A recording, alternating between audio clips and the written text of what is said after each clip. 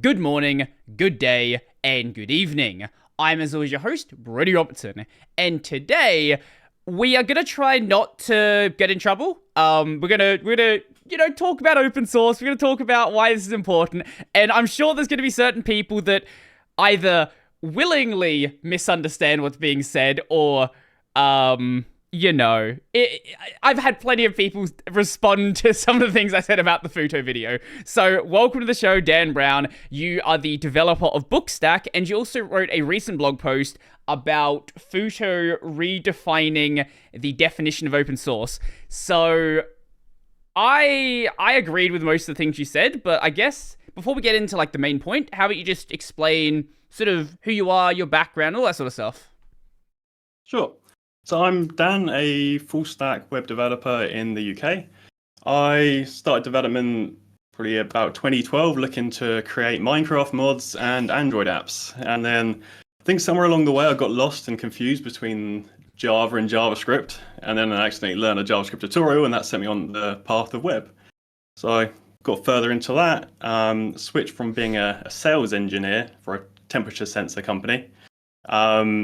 So it was a fairly significant change. But then, I went into a new job in web development and then ended up working there for about 7 years. But during that time, in about 2015, I came across a use case for a particular application or a particular need that we had, which is to centralize our documentation.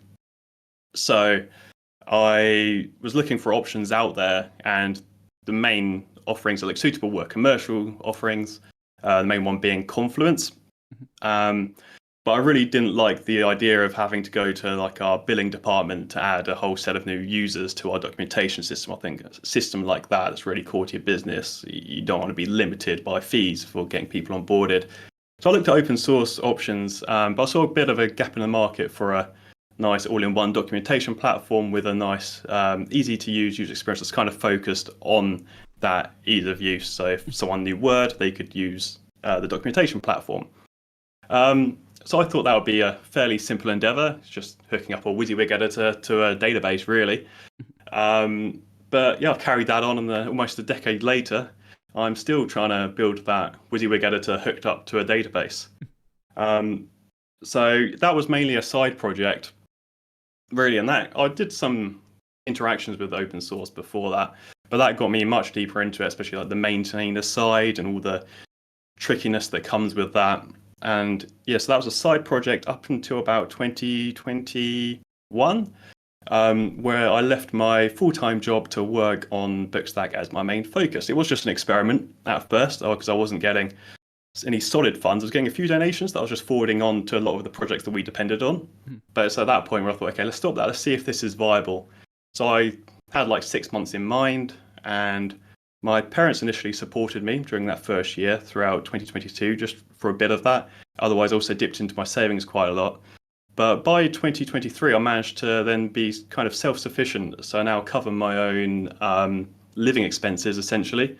So I'm no longer dipping into my savings. And then hopefully this year should be even better. And also during those years, probably because I've had a bit more time, I've got deeper into the open source world, just watching across and looking kind of interested at the social complexities, because open source, especially from the maintainer point of view, is a very socially complex activity that you might not understand until you have to jump into it. A lot of people just want to go in, like I did, to share their cool project, but it becomes quite a big social element to that.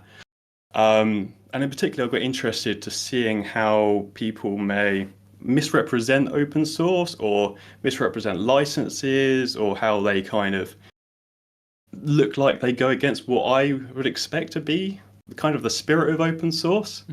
And it's doing that I got deeper into that and created a project around that, which is open source confusion cases project that's on GitHub, where I kind of look at those cases. So it's more to document those to see if there's kind of common themes, common sources of that kind of activity. And just to sort of understand that social interaction a bit better about where that comes from. So when you Okay, so when did you start deciding to get like more deep into the like social side of it and understanding really what was going on like on with these licenses and going on with open source and like when did that switch actually happen for you? I say the general social side was building up as I spent more time working on my project, and then probably going more full time on it. Then I'm looking at how other projects organize and how other companies act. And through that, you see the challenges about what faces open source companies, projects, code, and the licenses around that. Mhm. And I think one of the initial cases was one that I came across on Reddit, where was a developer was quite scared because they had forked a project and they had, I think, made some changes and contacted the original developer of that project. And they had got back, I think it was quite threatening messages. I have heard similar cases to this before. Like this is not Mm, like a one-off thing. I've heard the developer of was it I think it was DistroBox. I think the developer of DistroBox has told me something similar to that. I might be thinking of someone else, but yeah, like some people don't understand like what it means to actually use these licenses and what it means to make something open source. They sort of just think they're I don't know how people think about it actually. I think people just don't really know what they're getting themselves into. yeah, I think people just see them as complicated legal documents a lot of the time Mhm. and may kind of gloss over those and or read summaries that I've seen in a lot of cases that kind of don't relay the full picture. Right. So the end user of that license doesn't understand the full text of that. And that can lead to questionable things. But then it's always a difficult case of whether it's a misunderstanding, whether someone's being potentially, specifically quite malicious with that. Mhm. And it was in that case that kind of really warned me to these situations, just because that person that posted on Reddit seemed quite scared because they would be legally threatened, and the developer was saying, remove everything because they've now made that a commercial project, so they're rescinding the license. Right. To which I said that they can't do that, so I just created a clone, a private kind of not private, it was a public fork on GitHub, but Mhm. just complete detached, so then they could go in there and play with that separately without potentially being harassed by the original developer. Mhm. Um, but yeah, that was the first major case. And then probably the one that got me really into looking at the licenses was one that's in my Confusion Cases project. Mhm. And that's for cal.com, Okay. which advertises itself as an open source alternative to Calendly. Mhm. So this is an open source project that's under the AGPL v3. Mhm. And they had, I mean, I originally came across this from another project, a very little known project, didn't have really a following.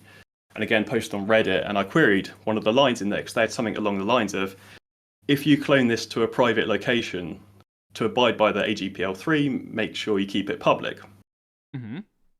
And I kind of looked at that, and as far as I'm aware, in terms of the AGPL3, nothing like that exists. I haven't really seen that in any licenses because it's not very practical. Because what does that essentially mean? As soon as you put it down, are you now in breach of that license? If you put it into is that private online? Is that private locally on your computer? I mean, as soon as you make a change, you have to make sure it's published as soon as you possibly can. What does that mean? So I queried that, and then they said they just copied it from cal.com, and that's quite a common thing within this landscape. Is that one person will misrepresent a license or misunderstand it, and then that kind of spreads to other projects. Mhm. So I queried it with them. So this is the first time I'm probably having an actual direct interaction with an established project. And the full conversation is available. I've got a screenshot of it as part of that project. But yeah, I went into their Slack and just queried that line, and it was just really interesting to me throughout that conversation, and then from subsequent conversations on Hacker News, I think it was, Mhm. that I got the feeling they didn't really understand the full terms of their license. They were quoting me like summaries from other websites that summarize the AGPL and things like that. But I was asking, what specifically prevents me from cloning into a private location and what counts as a private location? And it was very, very mixed, and they couldn't quote a specific part of the license. And I think they just generally had a wrong idea of the license because they were saying how this license was intended to prevent big companies like Amazon stealing projects, and they pointed to Elasticsearch as an example. And under the AGPL, Amazon can do exactly the same. If anything, Amazon kept that project open source when the original company changed their license. So they kind of had the wrong idea about what this license does for them and how it protects their project in general. And I just kind of found that interesting. And also their kind of, I guess, stubbornness not to take on the information. Because if you look at the wording, and it's still on there actually, still on the project. Let me just double check the current wording, because I think it did change slightly. Yeah, if you can show me where that is, that would be awesome. So this is, are you my open source confusion cases project? No, I mean the if it is still on their actual website. Okay. Yeah. If that is still there, I would definitely like to show that. This is the joy of trying to live find material. Yeah. I don't really use Discord for screen sharing. Can I still post? Oh, if you can just send a link, that would be fine. Yeah, but how do I actually? Don't try to screen share. You're gonna break my layout. No, I'm not. I'm just trying to get back to chat. How do you get a chat window? I popped the window out. I'd actually know how to get back to the main window.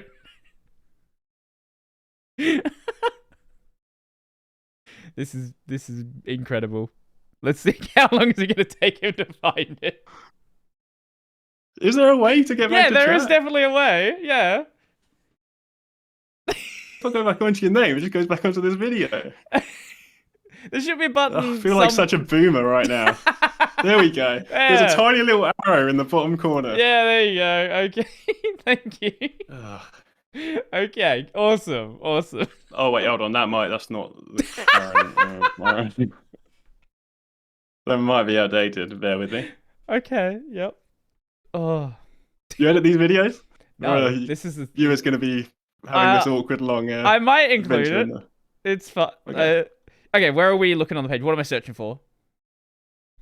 So hopefully that takes you direct to it. So it's the setup heading. So it's development setup heading. Okay. Yep. Under there, and under step 1, you'll see clone this repo into a public GitHub repository or fork. If you plan to distribute the code, keep the source code public to comply with the AGPL v3. To clone in the private repository, acquire a commercial license. Right. So it's that. If it was just the first text, I'd say it's just misunderstanding. But then it's also they back that up with a link to their commercial license conveniently, which goes to their sales page. Which to me that feels like they're happy to be misleading about AGPL 3 to send people off to their sales team. Well, it'd be one thing if they were doing that beforehand, but after they'd been informed about it, continuing to do that, that's where I think it becomes this was weird. A couple of years ago now. So yeah, and that isn't representative of the AGPL 3. There are conditions with the AGPL v3, but it's a complex license, and this is a common thing that people use that license specifically to scare people into doing certain things or abiding by certain extra conditions, kind of like done here. And I can't say this is malicious. It might be perfectly fine, and they're just kind of stubborn about a randomer coming up to them and questioning this when probably no one else has done, to be fair.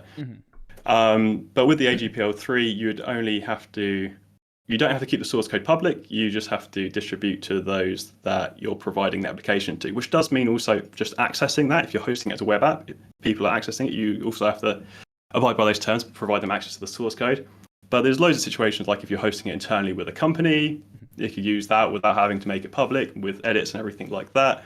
Or you could, host it for a particular user group, and as long as only they have access, then you don't need to distribute to them. It's only when the service is public itself that you might need to, provide it or have a means to access the code publicly. Yeah, that's one of the things a lot of people misunderstand about GPL style licenses. You don't have to have it publicly on some GitHub. that's not what that means. You don't just have, like, it's not that every single person has to be able to access the code. It is the users of the software that need to be able to access it. So if you only provide it to a certain group of people, if you have this software and the only way to access it is behind a paywall, the only people that need access to the code then are the people behind the paywall. Once people have access to the code, they're allowed to share it. But the company does not have to provide it to you if you are not one of the people actually making use of it.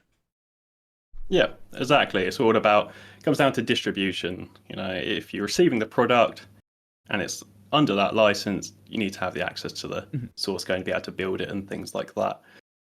So which is quite practical in a sense. And it allowed things like being able to charge for software and build things around that. But of course, everything can kind of be weaponized. Yeah. Well, yeah, I was like going to say Red Hat is a classic example of recent times of they're not really going in the spirit of it, but they'll sure as cancel your account, or if you break the terms of their service, which is if you exercise your rights under the license effectively. Yeah, Red Hat's a example that turned from being very open source friendly to doing this. Like, they're still technically following it, like, yeah, I guarantee they've spoken to their lawyers and know exactly where the line is and getting as close to it as possible. Like, they haven't done that just out of nowhere. Now, you might be able to argue in a court what they're doing is not allowed, but they definitely know that they have some ground to stand on. The companies that I find really annoying are the ones who they are willing to share the code, but they're only willing to do so in the most obtuse way possible. It's like, okay, well, we will send you the code on 12 CDs that will mail to you with the slowest shipping possible. It'll get to you in a month, and you have to pay for the shipping costs. Like, that's still within the realm of a sensible way to distribute the code, but it's clearly not in the spirit of what this system is supposed to be. Like, they know that they have to provide the code in some form, but they really don't want anyone to try to acquire it. Yeah, and that's why you end up with super long licenses like the AGPL v3 and those class of licenses, where they try and account for a lot of these scenarios. Like, it tries to build in to, you're providing that source under reasonable terms, you're not encrypting it or doing something stupid and things like that, and you're using standard tools. But then, these licenses get so long, and then people read summarized versions, and then you get into kind of misrepresentation. And then you have a lot of people who... GitHub, I think, does a good job at making it so it's easy to provide a license, and GitLab in the same way, but the way they summarize a license is only the very, very minor points of it. A lot of people apply licenses to projects without actually understanding what license they are applying and what that license actually entails for both them and for other people interacting with the code base. Yeah, for sure. And if you're publishing some software, it's really important that you fully understand the terms that you're providing that software under. And it's a couple of times just this year, I've notified projects that are using the AGPL, often in somewhat defensive ways, and where they might have also a SaaS offering that has more features. And I've notified them to say, hey, you need to understand with this license, you don't have the right to relicense other people's contributions. You've had past pull requests, but you're relicensing that for your commercial offerings. You need to have permission for that. And it's really important that you kind of know that from the start. And that gets onto the whole kind of area of like CLAs and how they're used. License agreements, these licenses, which a lot of people are against, and I don't blame anyone for being against that, because a lot of them don't make it clear that you're handing over your rights, and it might not be clear to the users exactly what that means long term, and what that means the original authors that you're contributing to can do with that. But I think they can still be, they're a common tool, but it's just It's just a shame if they're kind of, again, misused. Yeah, for sure. Like, licensing is a very complex topic, and it's weird, right? Because it's a topic where you really need to be a lawyer to understand it properly, but at the end of the day, we have this whole open source ecosystem where it's run by developers for developers, and it's kind of just like people have this general rule of thumb of how things should be used. And I think for the most part, you're probably safest go, and this is why a lot of projects nowadays are licensed like this. You're safest just going with something like an MIT license if you don't really know what you're getting into. Because at the end of the day, if you want to do open source, you're going to have to license it somehow. But, like, it's hard to decide a license without really knowing in depth what each of them actually do. Yeah.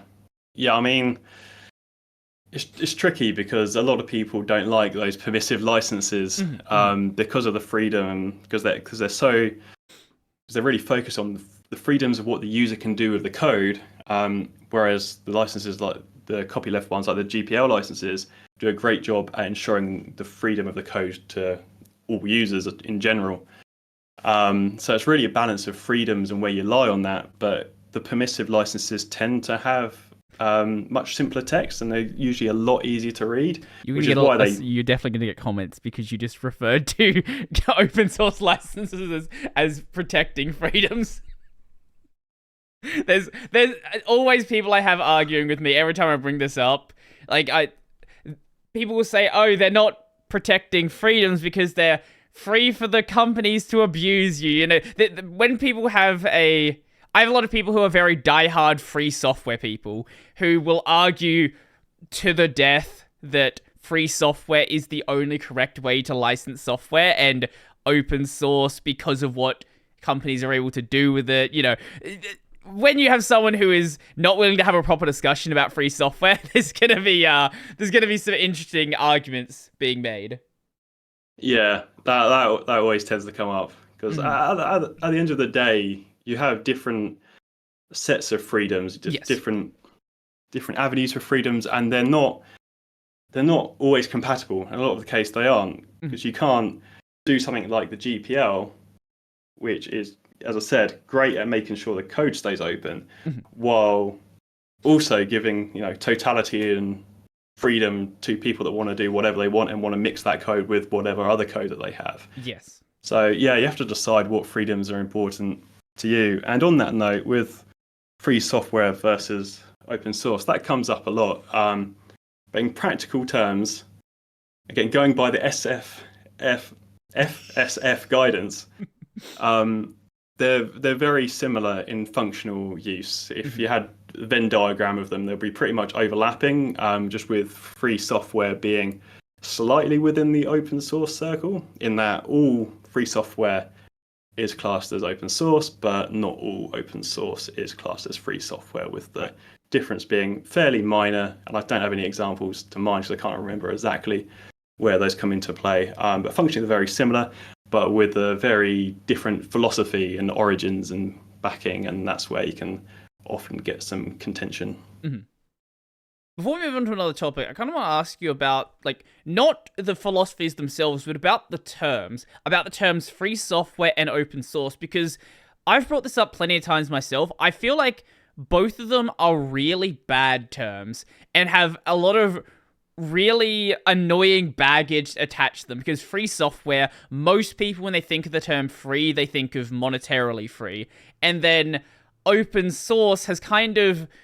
You have a lot of people that think, and this relates to the FUTO thing, think open source just means source available. Yeah, I don't blame anyone for thinking that. I mean, it's such...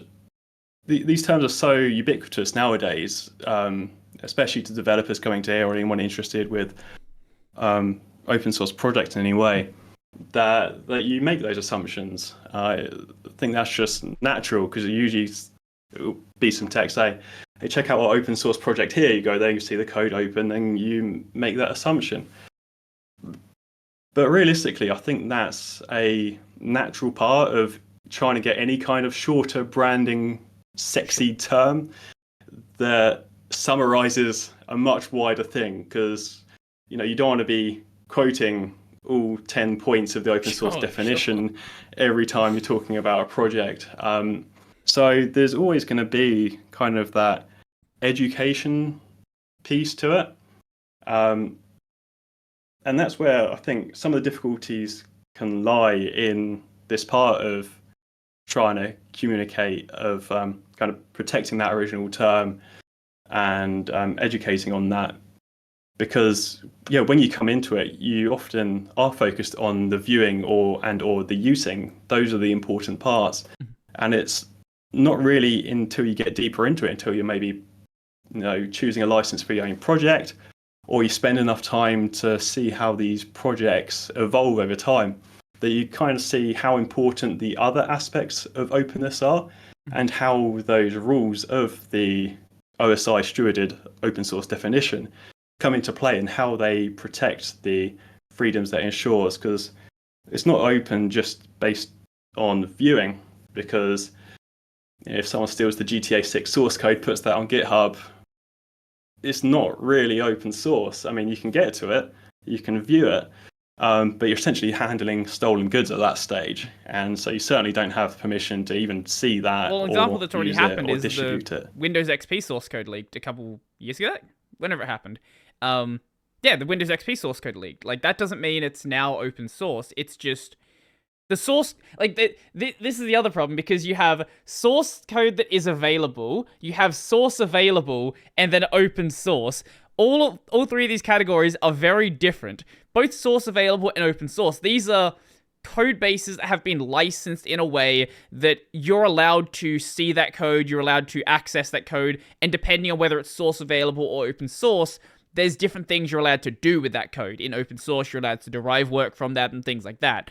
But then there's source code, which is available, which is, all of those categories as well, but also leaked source code is part of that as well. And when you're looking at this from a non-technical user perspective, when you're someone who, especially if you're someone who doesn't have a programming background, you don't have a background in open source, all of these look very, very similar. Absolutely. Yeah, and that's why I don't think we should necessarily go after people for using the wrong term, because there is that education piece, because I wouldn't have known that until getting into it. And as I said, there's always going to be that when you're shortening a term, but I do think it's important to defend a term. I mean, I guess the way that I see it is that a term like open source, it is up to the public, it is up to the community for how something like that is defined. And if everyone goes a different way, the OSI definition doesn't mean anything. But at the end of the day, I think that's only so ubiquitous now because of the efforts that have been built up around it, that have been built up to that definition, that have been built around publishing software under those terms. And it's still the case today. I see a lot of comments saying, oh, it's a lost cause, just give up on it and use something else. But I really don't agree, because I still see like 99.9% of software that's put out there under a banner of open source still adheres to those essential core freedoms that the open source provides in viewing, use, modification, and distribution. So I think it's not worth just binning it up and giving up because other people are trying to use it, because realistically that is quite a small percent. And even though a lot of people say, oh, we should use free software instead, or leave us software, if it happens for open source, nothing's to say it just won't happen to those terms as well. Where there's value, where there's reputation, as there has been built up around open source from all the work that everyone's put into it, providing code under that definition, then people will want to use that for marketing, because it is a sexy term, especially for VC funded startups that are really trying to take every advantage they can. They want to have every banner, and it's open source is great for adoption. It's an amazing adoption driver, which everyone really wants to in their early stages. So yeah, I think it's a difficult one, but I think fundamentally kind of made a decision that it is worth trying to defend and educating about, because there always does need to be that kind of step with any kind of shortened term. Mm-hmm. The numbers are kind of not properly tracked, but this is a GitHub blog post from 2015. According to those numbers, which I'm sure have changed since then, MIT was 44.69% of projects. 15% were other. I wish they properly explained what that other was and broke that down into a better category. Third place was GPL v2 at 12.96. Fourth place, Apache. Fifth place, GPL v3. And then sixth place, BSD3 clause. And then it's not until you get under that we start seeing things like unlicensed, which is only at 2%, but even so. Like, on a more recent numbers, it's MIT, Apache, GPL v3, MPL. MPL I don't think was around at the time. And then BSD3 clause. All of these, obviously GPL v3 is a free software license, but the rest of these are very much within the realm of what we define as an open source license. And a lot of those are quite permissive as well, which is what you'd kind of expect especially on a platform like GitHub, where, because permissive license are going to be way more useful for things like libraries, which you're going to have a lot more of in general than projects, which tend or are more likely to go down the copyleft route, because it makes more sense at that higher level.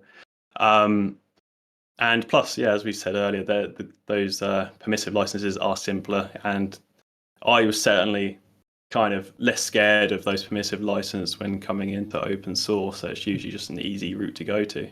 When you mentioned open source and VC funding, I was reminded of the fact that you have a lot of AI companies referring to the models they have as open source models, whereas they're not really open source. What you have is open training weights, which is a very, very different meaning, and they're kind of just using the goodwill attached to the term of open source as a way to like get attention for what they're doing.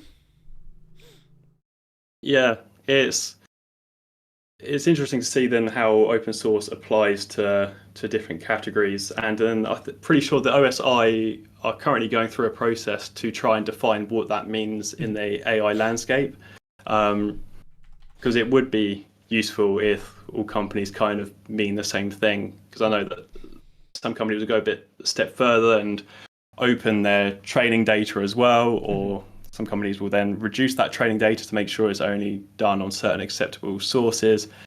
So yeah, as we get new categories of software that change software, especially with, you know, what does it mean when stuff's gone through a washing machine into a bunch of numbers, how does that get represented, and what's that considered as when it comes to open source? So yeah, it's definitely not easy things to consider, but yeah, I think people are on it. It looks like at this stage their plan is to get a initial stable version of their definition by October this year. So we should have an answer, at least an initial answer, sometime soon, hopefully. But anytime. Yeah, but then there's the question: will companies care? You know, is Facebook gonna start caring what the OSI say? I mean, a lot of their software that they've, you know, standard software that they've published as open source will be under those OSI approved licenses that fit that open source definition. But yeah, whether they will change to suit the OSI, I don't know. Remains to be seen. Yeah, because a lot of the OSI is kind of being grandfathered in because it's just been, this definition has been around for so long at this point. I don't know if it's going to apply retroactively to what is happening in AI now. I hope it does. That would be nice. And we have a clear understanding of what is open source and what is not open source. But yeah, I have that same worry as well. And I expect companies to just kind of hand wave the term away. And they're already using it in weird ways now. I don't expect I don't expect that to change, at least anytime soon. Hopefully at some point in the future it does, but at least in the short term, I do think it is going to be just a mess of companies just trying to get VC funding, trying to build up goodwill, trying to do this and that. And you're going to have non-technical users again who rightfully don't understand what's going on because they're not technical users. They're someone who's just using the project. They see a news article. It's like, oh, this is open source. Oh, it's open source. That's cool. But, they're focused on other things. They've got, bills to pay. They've got a day job and all that stuff. And it's not their job to care what the definition is. So I think it's important for the people who do understand this to take the topic seriously and actually treat this terminology with the respect that it deserves, to make sure that the people who are in this space and should be understanding it, that they actually understand it properly. Exactly. Yeah, because, even if you're, putting your software out there to a whole bunch of new users and they don't particularly know or care about these definitions, there's still that core audience base that might have be quite attached to open source, like myself and like you, that knows the basic freedoms it represents. So if you start seeing projects and content that's provided under the open source banner, it can be quite misleading, especially if that's not ultimately clear by a license up front on their repository or on their project. Mm-hmm. So we should probably at some point segue into the whole FUTO stuff, because I feel like that is definitely worth talking about. So where do we start with this? I guess probably should just start with like what FUTO is, because I'm sure a lot of people probably have heard of it because Lewis Rossman, has talked plenty about it, but the general idea, from my understanding, is they are basically just trying to build software and build software in a way that is more sustainable, because that's sort of a problem we have in the open source space, where a lot of people are really great developers in high school, in university, and then they want to buy a house and have to leave and get a real job. And that's the problem. Like, there's just not that much money in this space, and it's a problem that is really difficult to solve, and individual projects may have solved it, but it hasn't been solved as a whole field. And we lose a lot of incredible talent just because people need to pay their bills. And that's totally respectable. I'm not in the Stallman camp of, you should only write free software or you should die. Like, that's just not viable. I think if you need to go work at Google or Facebook or some, just some random average like dev firm just to pay your bills, I think that's completely reasonable. But it would be nice if there was more of an ability for people to actually be able to continue operating in this space. Yeah, and I think that's comes down to having kind of honest and open conversations about where open source is weak and where it does make things more difficult. Because I think a lot of those things can be fine in open source if you do things in certain ways. Like, for example, I've managed to cover my living costs, but I'm not earning as much as I was, far from it. But I'm getting to a point where I'm more and more sustainable, and there's a lot of businesses that are able to make it succeed. So when I see headlines out there saying open source is not sustainable, or it needs to change, what they really say is not sustainable for their particular business model or for their idea of growth or for exactly how they want to run their business or how they want to do things, which is perfectly valid. And I think being more open about that is important, so people coming into it know those challenges up front rather than being hit with them later and then having to revert a course or be trapped by their license and things like that. And it's, yeah, the FUTO themselves are saying a lot of the right things. Like, they had a video on saying how we need to change the discourse of payment in open source. We need to be more open about how we should be happy to pay for open source and how it should be an acceptable practice. But I mean, this isn't something new. I remember when Elementary OS put that kind of paywall up where you can put 0 in. Well, I thought that was a great idea because at least it just made people think about the process as they go and try and download that software. They're put up with that barrier thinking, oh, should I be paying for this? I thought it was open source, which it absolutely is. But yeah, we need to be open on it. It's like Krita. Krita. I'm never sure how to say that. I just say Krita. I mispronounce everything, so just don't take my word for anything.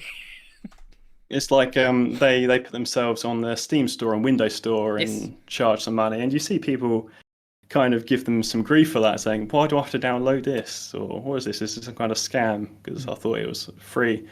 And it's like, no, all the power to that project. We have to find ways to fund projects. So yeah, all those things are perfectly valid and they're real problems. But I don't think that we need to change what open source is to meet those particular problems, because that's what we'd have to do if we're gonna meet those via licenses and via requirements.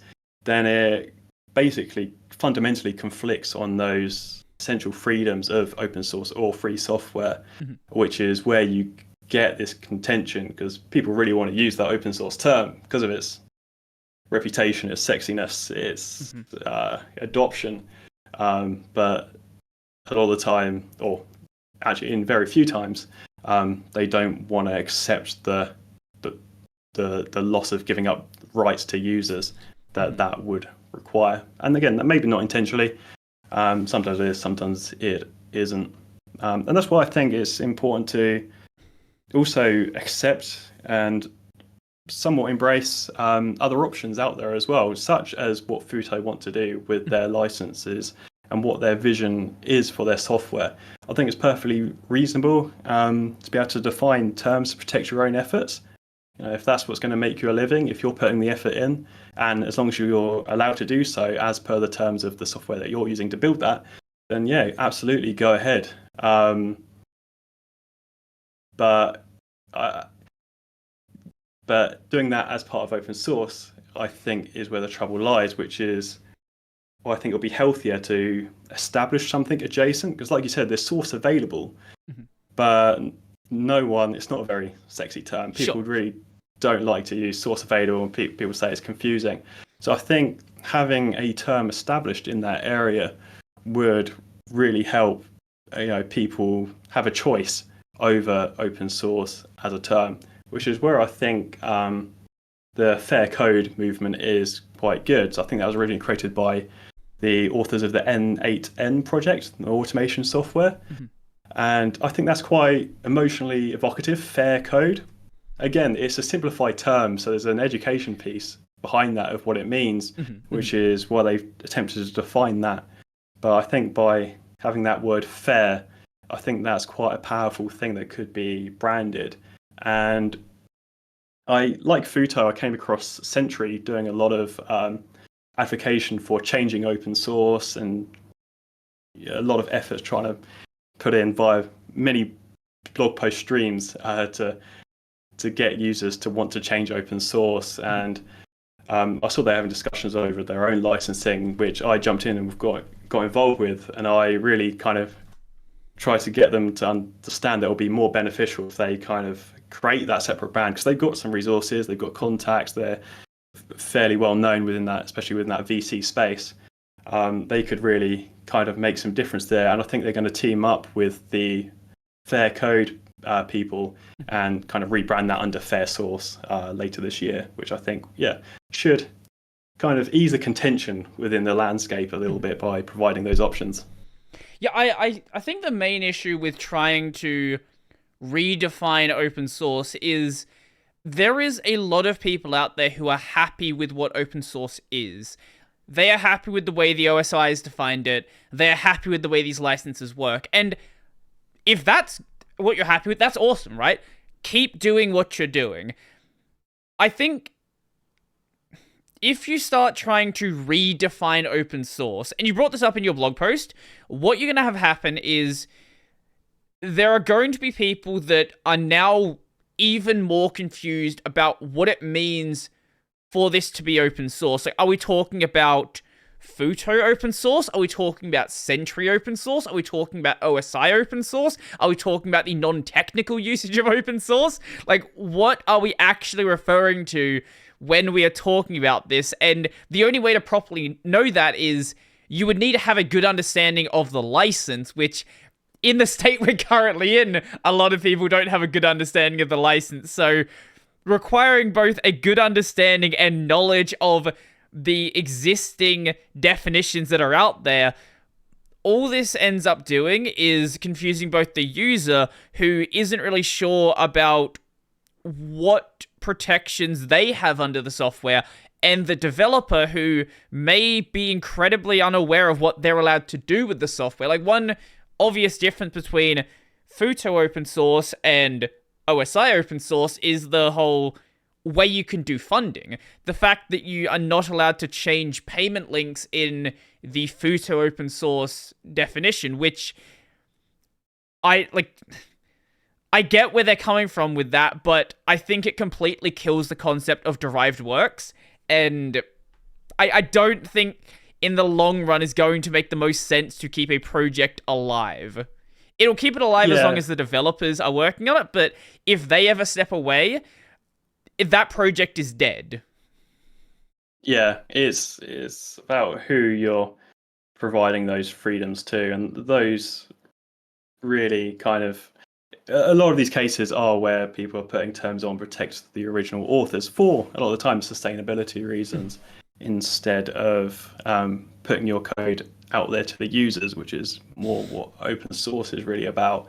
And especially in a case like FUTO, it's a lot of it really makes sense, especially if you're not deep into this world, because a lot of the things they're saying is like, oh yeah, we want to do this to protect other people from freeloading off of our work. We want to do it to prevent adware, to prevent malware, and all that seems absolutely reasonable. And I truly believe they're trying to do something good, and they think they're doing something good.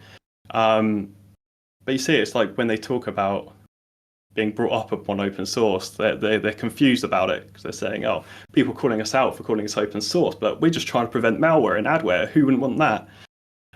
So it's difficult, because you then have to have that bit of past experience and know some history, or see some of those examples and know the freedoms that these protects, because especially on that distribution element, that's the one that's probably the hardest to see, because that seems reasonable, like an author protecting their work, and it totally is, but that does prevent a large class of being able to fork software and for it to build up over time, which is not something you're going to immediately think about when coming to a project as a new user, because everything's probably all hunky-dory, it's all fine. And I've seen authors make the case for this as well. It's like, oh yeah, this license, for the majority of our users, it doesn't matter that it's not fully open source. They can still use it and everything. And that's fine for now, and that's fine for the perspective of the author. But I think it's more common than ever within the software world that users tend to get screwed over at some point in time or other, either by, the original authors changing directions, wanting to, change up the licensing terms to suit their business model, sneakily taking bits out of maybe their open offering and put them under a different license, or maybe the company gets acquired down the line, and now the new people have a completely different idea of what they want to do. So that's where these kind of terms can cause trouble, because within standard kind of open source software, other people will be able to then pick that up and take that away. It allows momentum to build by allowing other businesses to start using your software. It's like with my software Bookstack, other people can host it, so there's now service providers using that for business income. Other people have asked if they can provide support for that, and said, yeah, that's fine. And then there's more businesses using it, and as you've gaining that momentum around a project, around an open source project, that's more people depending on that software, and that's more energy and momentum that can carry that on past that original author. And I think that's a really important part of open source software, is that things can survive past that original author. It's like even with FUTO, with Lewis Rossman involved, he says a lot of times, don't trust me, don't trust me, go by what we're doing. Mhm. And essentially a license like that does require a bit of trust, because that's forever tied to the authors of that software. And again, I'm not saying that's a bad thing, and he's proved himself very respectable in a lot of ways, but there still is that kind of implicit tie within the license, within the idea of open source there. Whereas, open source is really about kind of letting that go. Mhm.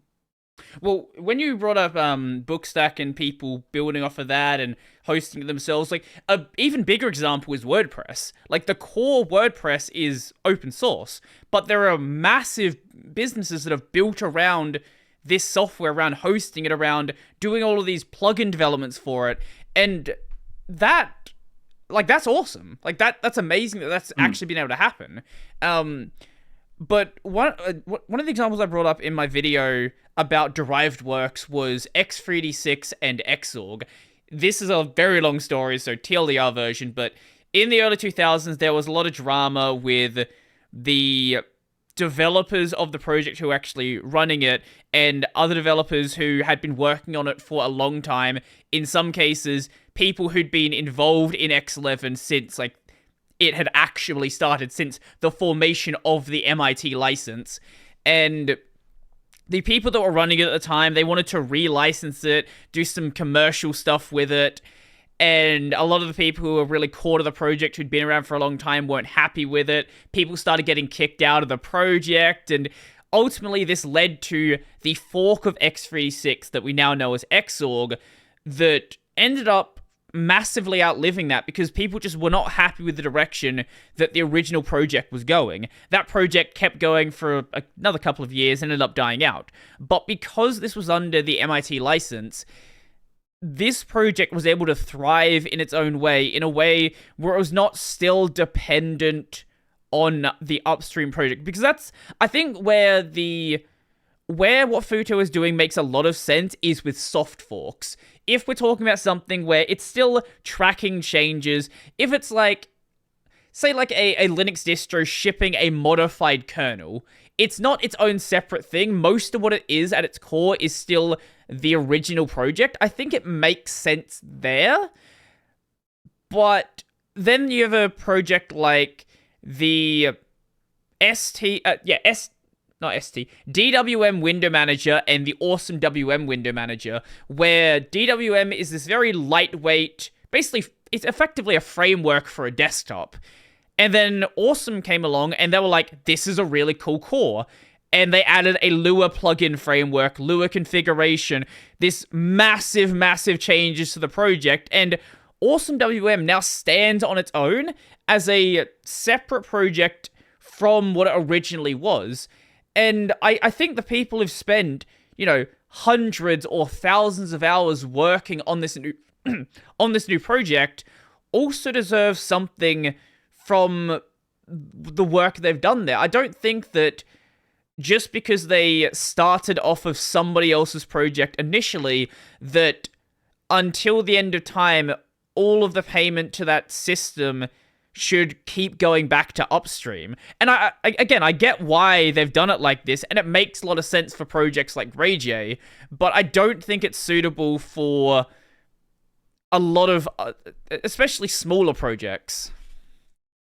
Yeah, it hinders options, and it hinders that momentum for those forks to generate and take off. And this is the most common thing that I see around people, what I think, misusing open source, is they're essentially trying to prevent forks, or they're scared of forks, or they want to prevent competitors within their space, and that's what they really care about, which, again, fair enough. But as you say, that's what's allowed so many projects, especially in the Linux community, to thrive. All the different variations of distros and desktop environments and everything like that. A lot of those do have some level of commercial backing. And again, because those groups of people, those businesses as well, have allowed momentum to build. And another example of quite recent is Terraform. Terraform. By HashiCorp. Okay. And they swapped out the license terms to a now non-open source license, source available, I think, still. Mhm. But a lot of, because I think it's like a production environment tool, or it's a tool to ultimately create specific environments. I'm not too sure exactly on how the tool is used. But a lot of businesses depended on it, and there was businesses offering services around that, and that might have been what the original authors were threatened by. I think they got taken over by new leadership at some point, but that might not fit into their business model. They wanted more control over their software. But because there was that following, because there were people using that, businesses using that, and businesses providing services around that, there was enough momentum for that to be a successful fork into what I think is now called Open Tofu. And same with Redis as well. Developers are not great at naming things. Redis is a recent example where that got its license swapped out, and then we got a couple of forks, one LGPL license by Drew DeVault, and then a more commercially backed version under the original, I think it was Apache license. So yeah, it's a core part of what has made open source software successful. It's just one that you don't realize may be important until you need to exercise it, really. Right. I think that's a really good point. When things are going okay, the license doesn't really matter. It's when you need to decide, are we going to fork this project? Are we going to do something different? Where do we go from here? Where if you've signed a CLA, if you've got a certain license, it is going to really matter the structure of the project. Yeah. So in this case, what if FUTO gets bought? What if some new owners come in and then have, want to suck all the profit out of it, like we see so many times when companies get bought out of? Then you're kind of beholden to the original terms that prevent those other options from really taking off and becoming commercial offerings. So yeah, it's a really important part. And that's one thing, again, why I think that education piece about the risks of open source is important. Because I put my software out there, I mean, it wasn't commercially focused at all to start with. But even now, I knowingly understand that there's risk to that. Someone could fork it, a big company could take that on and put a lot more effort into it than I'm putting on, and then release that in the open, or they could close it off because it's under the MIT license. But I'm kind of fundamentally okay. I knew that when I was deciding the license. I know that still, and I don't intend to change the license because I think that's kind of a healthy part of what I want users to be able to do. I don't want them to be concerned about extra requirements of the license. I really wanted this to be able to go into businesses with limited friction. But that does limit, possibilities in the future. Someone can take it. Someone could put me out of business, and then I have to get a proper job. But that's the risk of it, I guess.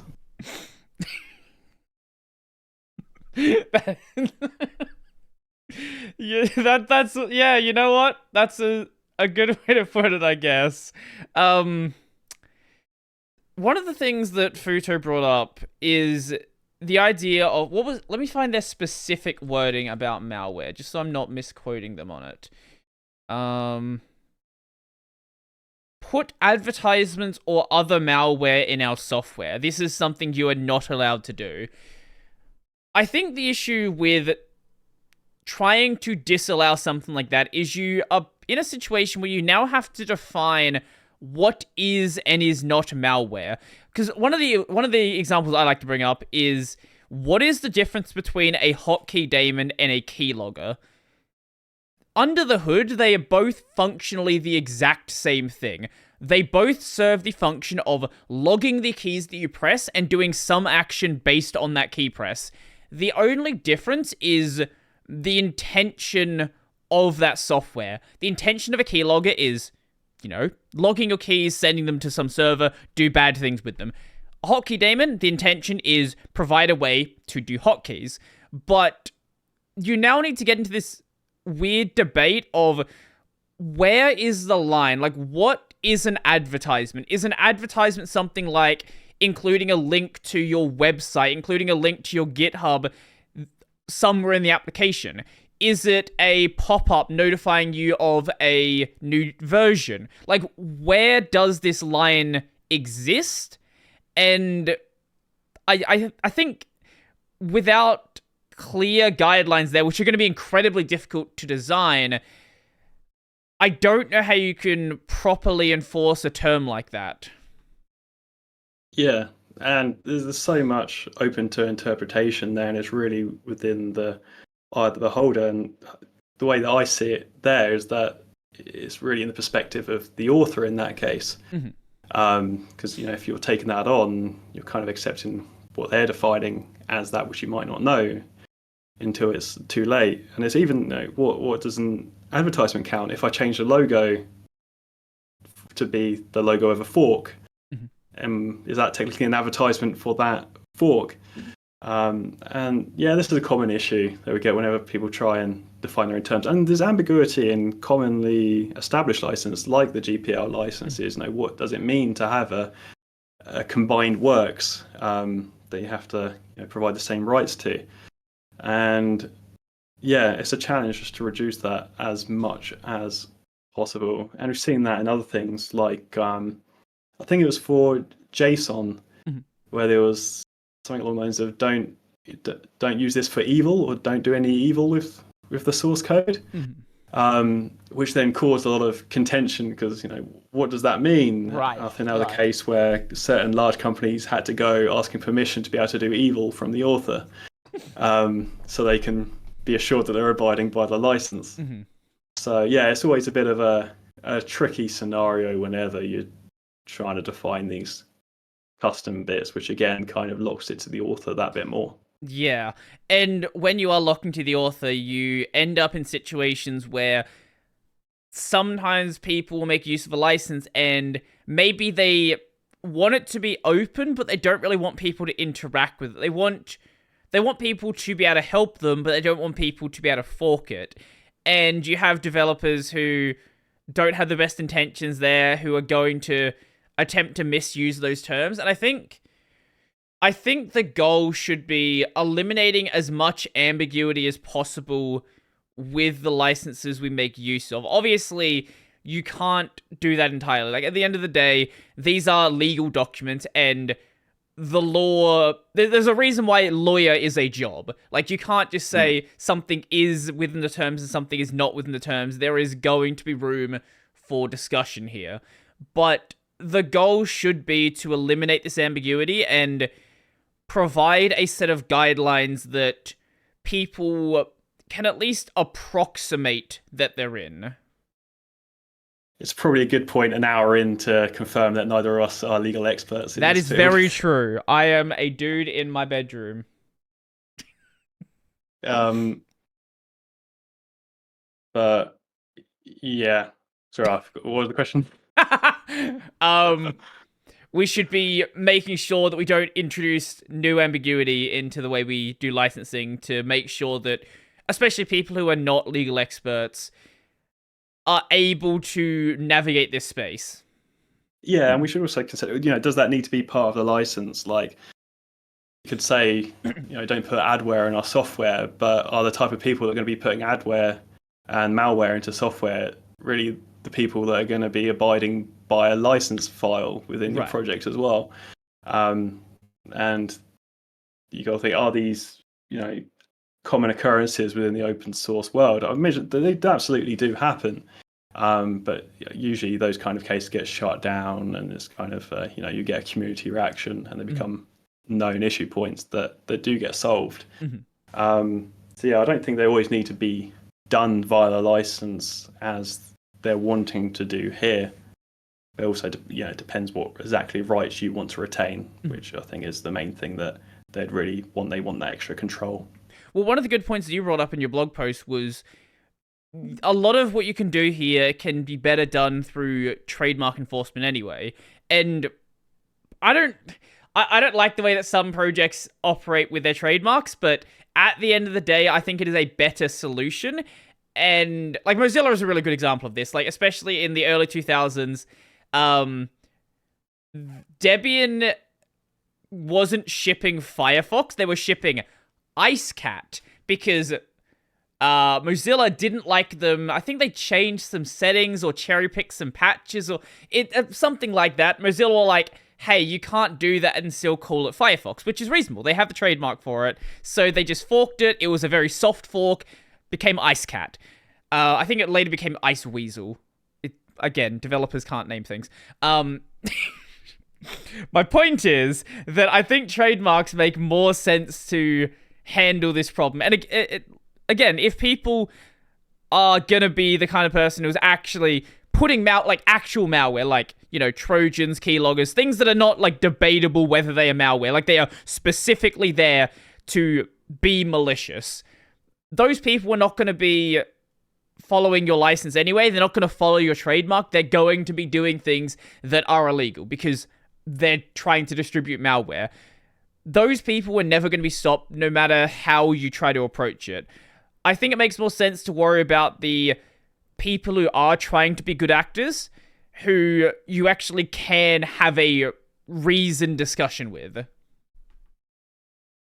Yeah. Yeah, and at the end of the day, trademark is it's just another tool. It's like I got a trademark for my software, for Bookstack,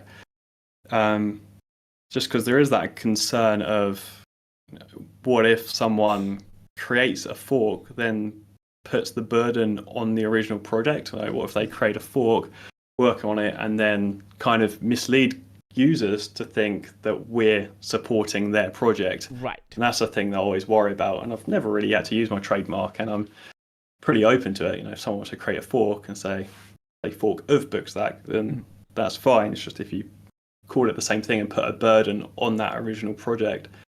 And I think the value a lot of the time will be in that trademark. Like if someone's copying a bit of their software because it's a popular bit of software that they want to add malware and get that distributed, then the value is really in that trademark name. They're going to want to use that name to push that out to make it think it's a respected bit of software that they're putting malware into. So that's where that mechanism can help there. Mm-hmm. Was there anything else I want to say on FUTO? I wonder. I think we pretty much talked about everything I wanted to mention with that topic. Yeah, I mean, the only thing with FUTO is that they have offered to answer my questions. Okay. So Lewis Rossman commented on a Reddit thread. Mm-hmm. He was happy to answer my questions, which I posted in response 6 days ago, and I'm just awaiting a response there. Mm-hmm. Specifically, I've asked him, why do you need to use open source instead of helping establish an alternative that doesn't hinder or affect the definition that many people believe in, especially as you have some resources and the audience to do this? Because I think that is a question. What is fundamentally the impact to FUTO of having to change? Right. Realistically, I don't see it as being significant unless they want to use the reputation that's been established by something different that they're trying to use. Yeah, I haven't had like a proper discussion with anyone at FUTO yet, but I think if they are trying to operate in good faith, I think it makes more sense for them to use a different term. Now, if they aren't, and they actually are trying to, just take the goodwill of open source and try to build their own system, I think that's something different, but I don't know. I don't know Lewis Rossman personally, but he seems like someone who is actually trying to do good and is trying to build trying to get involved with a system that is actually going to, what he feels like, be better for developers. So hopefully this is just a matter of, I guess, how maybe like misinformed initial direction, possibly. Like that's my hope here. Yeah, I totally believe they're trying to do something good and they have all the good intentions and they're trying to build something great that they believe in. I just think that this is kind of a nuanced issue, that their ultimate goals, like Lewis Rossman is used to battling likes of Apple and these major corporations in the right to repair area. So I think they're coming down, they're believing they're doing something absolutely great. They're trying to find a solution to a problem that people have with open source without maybe fully living in this area, understanding the benefits of that original definition, the importance of those freedoms, and yeah, maybe just being somewhat blinded by their attempts to do something that they believe is really good, which it probably is. But it just has this kind of nuance issue that pops up, and it probably doesn't help that they must get a lot of comments and reactions to their videos that are very, very summarized along the lines of, this is not open source, or stop ruining open source, without providing context. And I think that's a really important piece about how I go across a lot of these conversations with FUTO and other companies. I never go in there saying, you need to stop using this, you need to, you're using the wrong words, this is wrong. It's like that post is a plea to FUTO, followed by examples of why it's potentially going to have an impact. And it's the same when I raise it with others. I'll say how it's could be potentially misleading to many that believe in that original open source definition. So I think if you go in there with a fairly hard edge, you're going to get a fairly hard edge back. People usually go into more defensive positions. Always try and go into this with a kind of empathetic view about where they're coming from and why they might have come from this perspective. It would be. And then I do have another question to Lewis on there as well. Of do you not think the ability to fork and for projects to grow under new alternative leadership is a fundamentally important factor to open source? Because I'd just like to get to their view if they've kind of thought about that forking aspect and growing under alternative leadership beyond just them. Yeah. I think the forking part is, like, as I've brought up, I think that's such an important issue to concern yourself with, because so much of what we have in the open source space only exists because of forks. You brought up the whole idea of Linux distros, where, we have a couple of distros that sort of started everything. There's so many projects that have based off of Debian. Well, even Debian.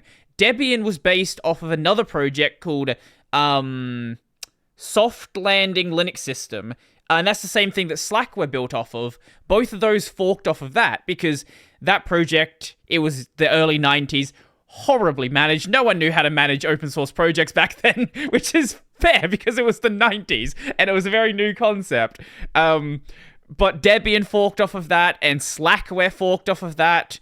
Then at some point along the line, you had Red Hat come along, and then Fedora spawned off of that. You have Manjaro, you have Arch Linux at some point, then Manjaro spawned off of that. And you have all of these other distros that are only possible because these exist under, in this case, the Linux kernel is under a free software license, but a lot of the software they're shipping is under open source licenses as well.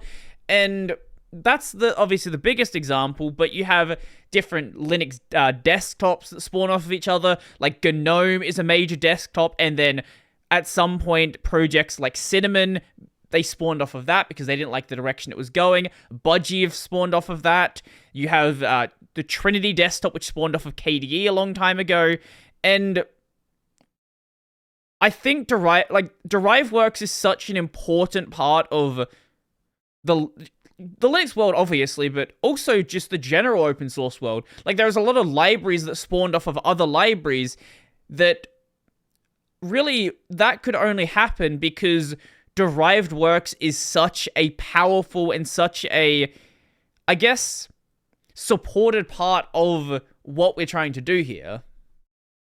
Yeah, which is why I thought it was important to put that question across, because I'd like to see what their perspective is on that, because even if they haven't thought about that as how it fits into their fundamental licensing and definition of what they believe to be open source, I would have thought they've come across that within the paths that they've trodden, whether it's Lewis Rossman or the others at FUTO, because it's so ubiquitous having forks, but it's just one of those things that you might not think about because you don't do it nearly as often as the other freedoms that open source provides. I do think that what they're trying to do is definitely better than something like Open Core. Open Core is, yeah. Yeah, open core is a minefield. It can be done well and it can be done very bad. And I think that range, yeah, it's a wide range. You got to see some projects that are open core, but then if you actually go into them, then you remove the non-open code and then try to build them and run them, you can't do because they actually depend on the proprietary code. And Yeah. that's not an open source project at that stage. And that's something that I also try and raise, combat, but it's also one of those things that's much more difficult to judge and get into because a lot of the times you don't know until you cipher through the project, and a lot of the times they have much more complex licensing. They'll be under one license except for one particular folder or maybe some other files that you have to search for that might have a different license header file, and it can be abused, and it is abused quite a lot. So yeah, I agree. I'd rather see someone move into this space of FES or somewhere else within the source available space, whatever you name it under, that's very open and honest about the freedoms that they're providing or not providing, than the mess that can be in open core.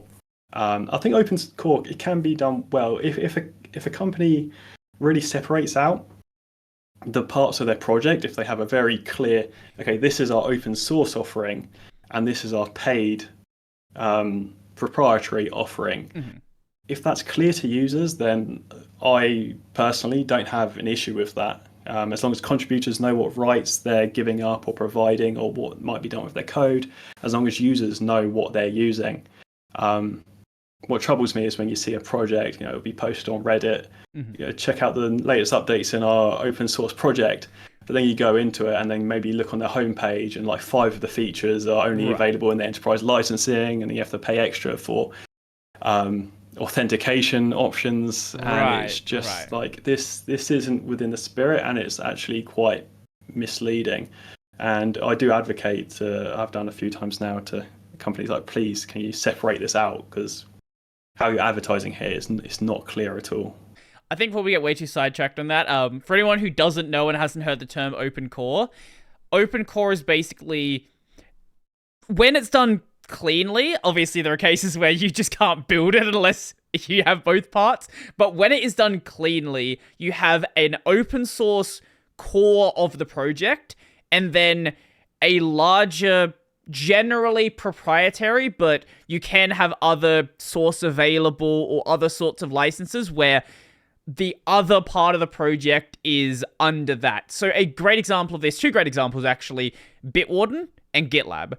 I think they do it in a fairly clean way, where if you're using the open source version of Bitwarden, which is the version you get if you're using the free version, you get basically everything that you want from the project. Everything that you would need from a password manager, Bitwarden has there.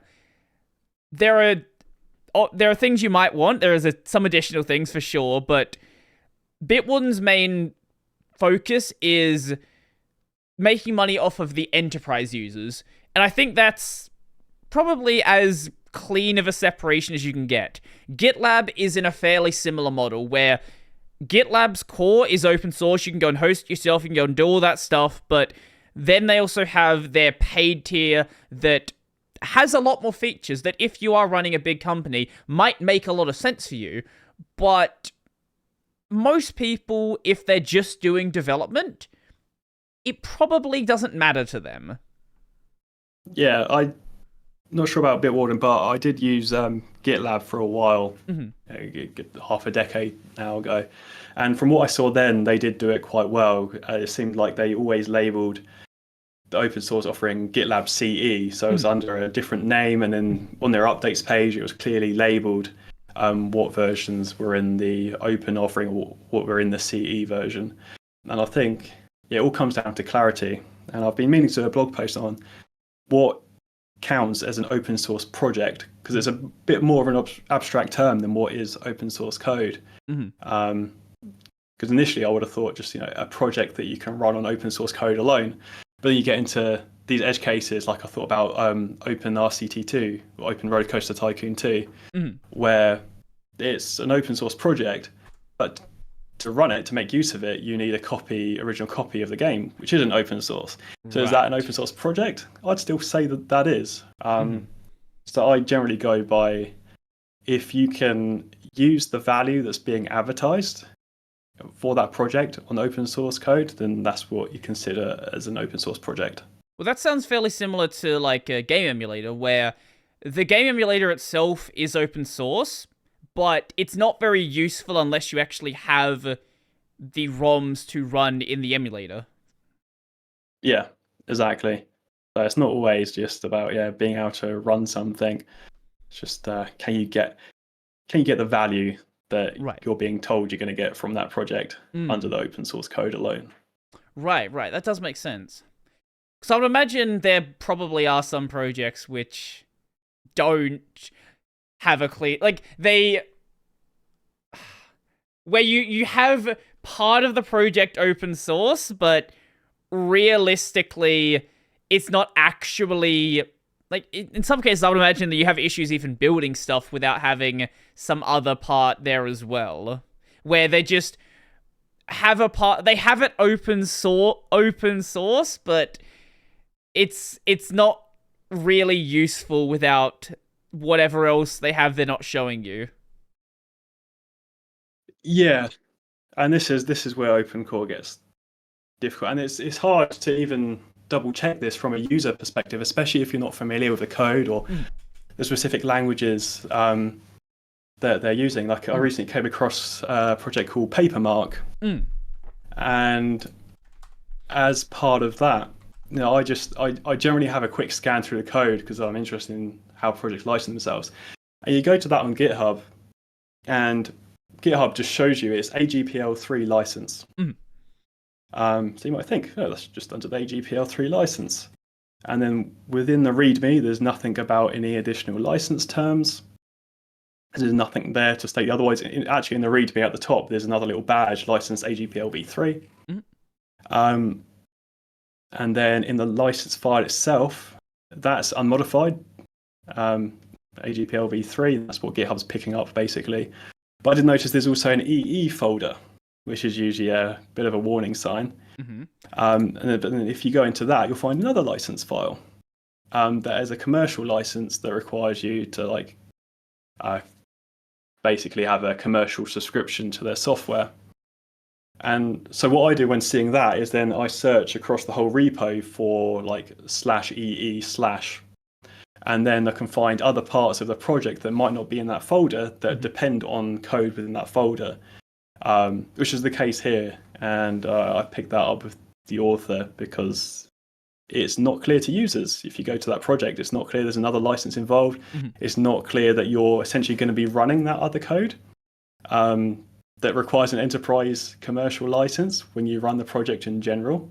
And it's required by a lot of those other files. And it's not obvious why that's there as well, because when you go into it, it actually defines quite arbitrary limits, like like team counts and stuff like that, really just numerical values.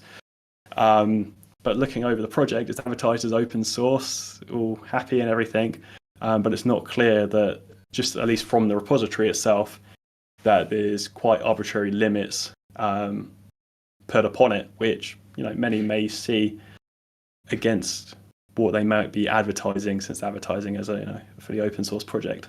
This is this like a common thing, like to have your limits just in a file in your repo?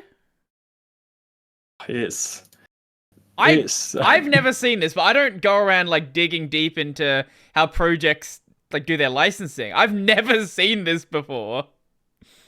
That's how some projects do it. They'll just have a whole bunch of numbers. So technically, you could scrap up that EE folder and then re-implement those files yourself. It gets to be a question of, okay, how much can you change those or re-implement them without them being exactly the same, really? But yeah, these projects do it in all different ways. The projects that do it well will keep their enterprise code or their differently licensed code in a completely separate repo, maybe it's private as well, and then it gets joined in and gets put into a different product, and that's what I really support. Although then there's an in between where they might just have completely different parts of code, and then they might have like a script that kind of patches over that with enterprise code. Right. So the core project works perfectly fine as is and is all perfectly usable. But this is a sketchier example, especially because it's hidden, and unfortunately this is frustratingly quite common. I think from when I last checked, cal.com, the company that I mentioned earlier, does the same thing as well. And they might have got, I know Papermark has some links to that project as well, so it's another example where things might have spread from one project to another, thinking these terms are fine and the way that they're doing it is fine, where I think there could be a much more visibility. I have nothing against them trying to, well, the arbitrary limits I think are a bit iffy. I usually have that as a red flag, but it's up to them how they license their works, as long as it's clear to the user. Yeah. That, I think, is a very important point.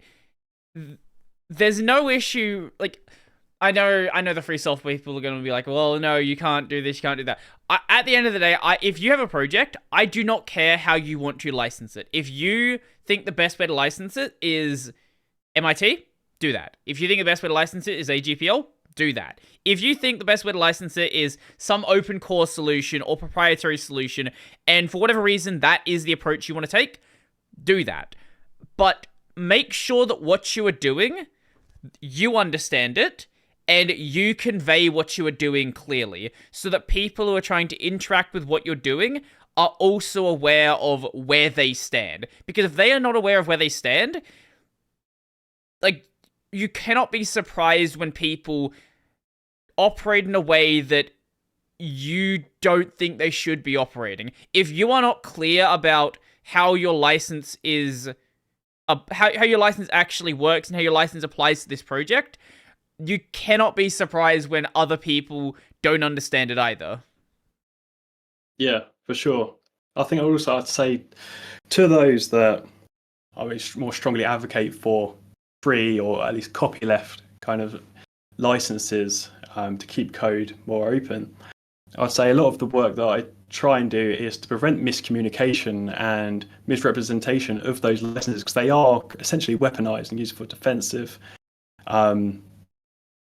tactics to give the author more rights. And I think a large part in helping the movement in general, whether that's the copyleft specific licenses and free software and open source, is to prevent a lot of this misrepresentation and educate more about what these licenses mean, because there's a lot of because when people use it in this defensive way, then people might be more scared to use licenses like the AGPL because they have a misunderstood idea of what they actually mean. So I think by being honest and clear about what these terms of licenses provide and the freedoms they provide and the benefits of different licenses, we can make those kind of licenses much more approachable, because I think licenses like those are really important. Although I don't often use them for my own software, I completely respect the rights that they give users, and I think it's important that people publishing software know what those rights are, so then they can easily use those if they'd like to. Well, let's shift gears a bit and talk about Bookstack, because we haven't really talked that much about it. And I think, as said earlier, I don't know who we were recording at the time, but I do think it's a really cool project, and clearly a bunch of people do as well, and that's why it has 14,000 stars on GitHub or whatever it is. 14.2 thousand stars. So, for anyone who hasn't heard of it, I don't know, maybe people in this audience have, let people know what it is and sort of what its goal is. So it's an opinionated platform for storing and organizing documentation. So it's really, as I said earlier, I created it for my workplace. So it's intended for a mixed skill audience. And the idea that I had is anyone that's able to use Word should be able to get involved and use the platform. So, I mean, it's really, on the surface of it, not very complicated at all. It's just a WYSIWYG editor and a database, so you can go in there, create pages. and it's done on the analogy of books, and hence the name. So you have books, which are basically like kind of top level containers, and then chapters within those, and then your content is stored in pages, and then you can add images, code, attachments, videos, whatever you want to those pages. So it's quite simple in theory. A lot of people, I would say, because you're going to mainly have a technical audience, it's probably would feel quite limiting, and that's done on purpose. Because it's got that kind of fixed structure, it's set to that fixed level of depth of content. And that was a purposeful decision early on. Originally, when I developed this, I thought, oh, you'd want infinite content. So I just had pages that are infinitely nestable, which a lot of applications have. But for the kind of audience that I was targeting, I felt that was a bit of a user experience nightmare because it's very easy to lose documentation. So I thought like a fixed depth hierarchy really made sense to make the experience easier, because then we could really design the user experience and the UI to accommodate and fit to that depth. So everything's generally within view. But for technical people, I don't know, most of your audience would be better off probably with like a bunch of markdown files and a Git repo, to be honest. But it can be useful. Throw something together with Hugo. IT teams. Yeah, exactly. That's I get some stick for that sometimes, because the Bookstack website is on Hugo, including the Bookstack documentation, and people are like, "Why aren't you using Bookstack for the documentation for Bookstack?" Which just seems obvious, But ultimately, it doesn't really fit the use case that I built it for, and it's. People give me stick for that, but documentation is a wide field. It's so much depends on the audience, not just the whole audience, but also who's editing, who's viewing, how easy of access they need. And really, the website and docs is maintained by just me, and I wanted an easy way to manage that. And Git and Markdown files is a more direct way for me to do that. But then in the team sense, I was using Bookstack at work because that's what I built it for, and I still use it for my personal kind of long-term storage, I guess, of notes and content for that. But yeah, I think it works well in a lot of especially mixed skill teams, and IT teams use it a lot as well. Well, the fact that you have the demo site here, at least you have some way to demo it. Like, obviously, I can see why people would say, yeah, you probably should have your documentation in your documentation software. Like, that makes sense. Like, you'll see the React documentation side is built in React. The Hugo documentation side is built in Hugo. Like, that makes sense, right? But you have the demo site here, so people can still see what the software is capable of doing. Yeah. Ultimately, it's not like I'm collaborating with a whole bunch of people for the documentation. It's really just me. So at the end of the day, it made sense to combine that in with the website. And it all depends on use case. Like I don't like to push Bookstack as the solution for everyone, because that just creates more friction for me when people have an idea of what it is, but it's actually something else that they're after, or they come to use it for a slightly different use case. That usually creates more friction. And I have to be really quite firm with the scope of something like Bookstack, because you can easily get lost in scope as people request features. It's a surprising thing once you get started maintaining an open source project, because just imagine being at work and then you have thousands of people in the public able to read your to-do list, comment on it, add to your to-do list. It's, as I said earlier, a very social thing with a lot of interesting dynamics combined within that. So scope is an immensely important thing, and that's why on the Bookstack website at the bottom, I think I've got a page that links to other open source alternatives, including static site generators like Hugo, just so people have those options to best fit what works for their situation. Right. Well, when you started Bookstack, what was really available at the time? Because you said like there was nothing that was open source that really suited what you wanted to do, but what had you looked at the time, and what was the open source space like, if you recall? There was, the prime options shown would have been Wikimedia, That's what it's called. Sure. Yep. Okay. The fundamental open source project behind Wikipedia. Yep.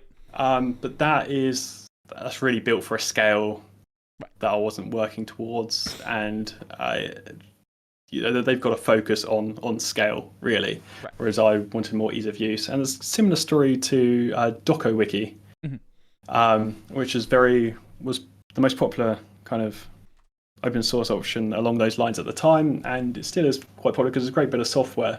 But I was looking at that, and to get it to kind of the usability level that I want for the people that weren't specifically technical, it looks like there was going to be quite a few plugins that were needed, and backed up by early developer arrogance, I thought, how hard can it be? I can whip this together. Yeah, it's easy.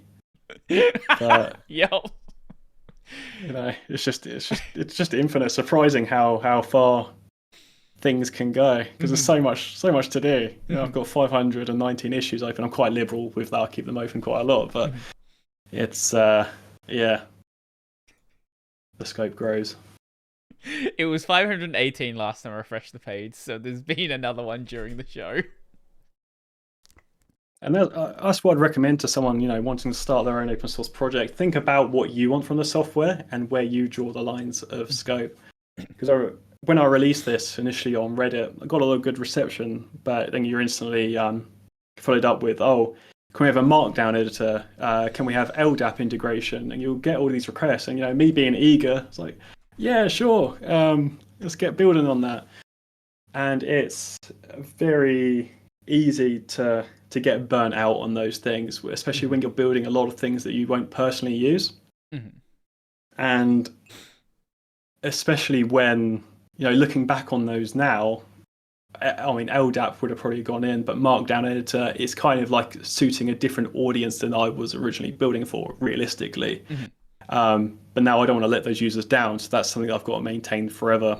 And that's a common thing. It's a lot of people think the effort is implementation, and that's why get a lot of companies offering to pay, like, can we pay you to build this feature, or can we get our developers to build this feature and put it as a pull request? I just have to say no.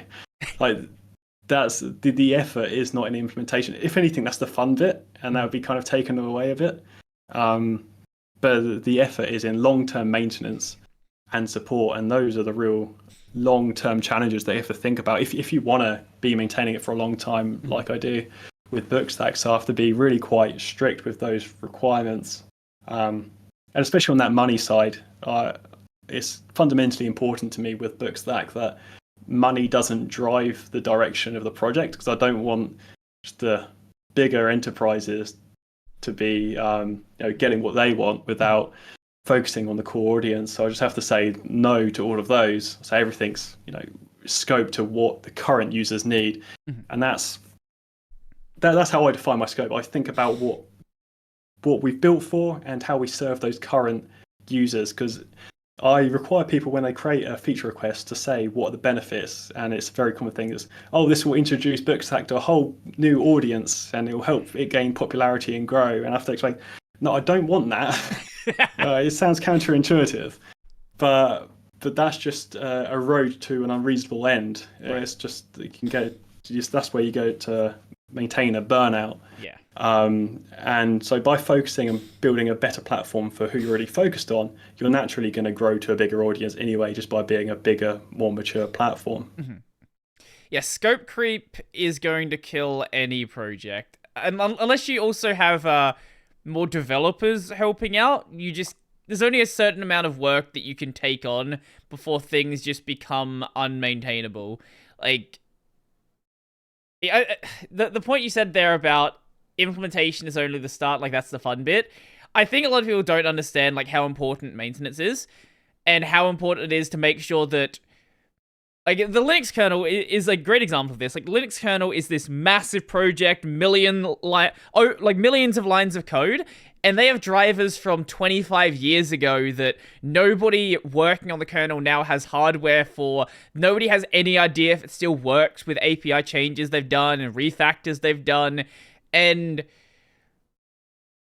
like, yes, it obviously, at the scale of Bookstack, it's less of a concern than that. But this is a problem no matter how big a project is and how many developers you have. Like, there's always going to be parts of a code base that do not get the attention that you would like to give them and end up sort of drifting because of that. Not because the code changes itself, but because everything else changes around it. Yeah, it's such a core part. You have to think about how you can make that easy for yourself. Like, we're quite hot on making sure everything that gets added is fully tested. But it's easy to come into a project and be quite naive if you haven't maintained before, thinking, oh yeah, contribute this feature that I want. That's all handy dandy. And someone observing the project could say, oh, look, that person's just sitting back, accepting they're getting everyone else to do the work. Whereas pull requests are one of the most difficult aspects that I found with maintaining, because a lot of the time people are essentially kind of doing that fun developer bit. And then I'm absolutely happy to help. And if people are putting in the effort and where it suits the scope of the project, work with them and help kind of train them, because that might help them contribute more in the future and have and require less of my input. But a lot of the time, it ends up probably taking more time, handling that via a pull request, because that's leaving me to now understand what they've done, understand how that might fit into maybe standards that we're supposed to be working to. If it's like for something like authentication, often the testing isn't provided with that, so I have to go and do the testing work, both manual, functionally in practice, and write coded tests. And then maintenance, people don't come back usually and maintain things that they've added because they might not know when they break.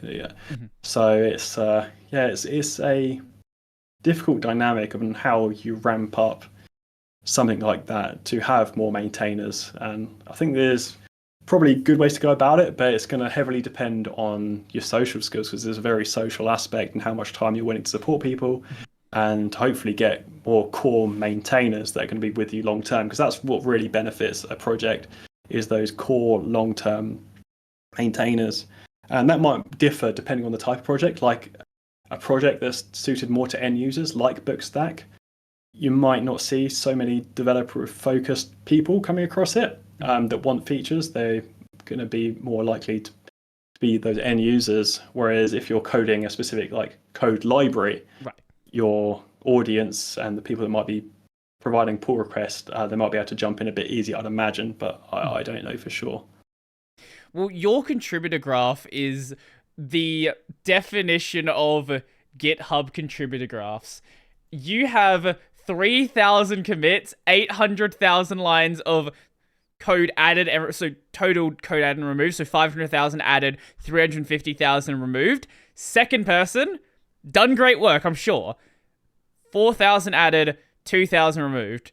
Like, that's the second person, and it only gets less and less from there. And so many projects are like this, where you have one person who started it, they do tons of work, and it's very rare for a project to get a second or third or fourth big contributor. Like, you mentioned Drew DeVault before, so the WL Roots project, that started as Drew DeVault, and then it was taken over by Simon Sir. And Simon does incredible work now, but that's so rare for a project to swap from one developer doing everything to another developer doing everything. Like, it can happen, but like, it needs to be a very special project. You need to have another person who is really dedicated to that workload, and finding someone who is going to be dedicated to a project that they didn't start to the same level that you are is really difficult to find. Yeah, for sure. And it so heavily leans on how you socially engage and your social skills and the people they have around you, and maybe if you're able to get people from your workplace, if it was something for the workplace and things like that. And it can be very difficult, as long as that's definitely something that I found really difficult. How do you get people on board long term? But yeah, that's just one of the difficulties in open source. I mean, the only thing that worries me currently Mhm. with something like this is what happens if I get hit by a bus tomorrow. Right.